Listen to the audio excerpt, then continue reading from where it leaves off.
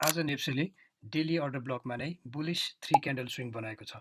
के यसको मतलब अब यहीँबाटै बजार भोलिदेखि बढ्छ भन्ने हो त? नमस्कार सबैजना।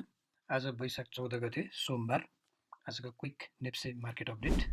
नेप्सेलाई डेलीबाट हेर्दाखेरि बजार डेली अर्डर ब्लकमै छ र डेली अर्डर ब्लक भनेको 2743 देखि 2797 हो र यो अर्डर ब्लकको 50% सम्म चाहिँ मार्केट गएर यहाँ हेर्नुहुन्छ भने भोल्युम इम्ब्यालेन्स पनि छ, त्यहाँसम्म बजार गएर फेरि माथि चढेको छ, त्योभन्दा तल क्लोज गर्न मानेको छैन। र अर्को कुरा के छ भने डेली अर्डर ब्लकमा नै बजारले 3 क्यान्डल स्विङ बनाएको छ र यो हो बुलिश 3 क्यान्डल स्विङ।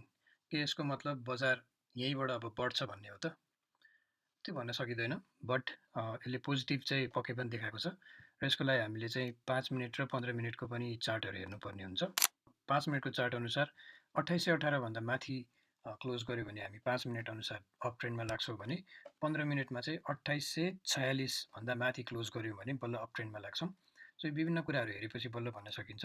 आजको लागि डेली मार्केट अपडेट मैले यति नै गरेँ। धन्यवाद।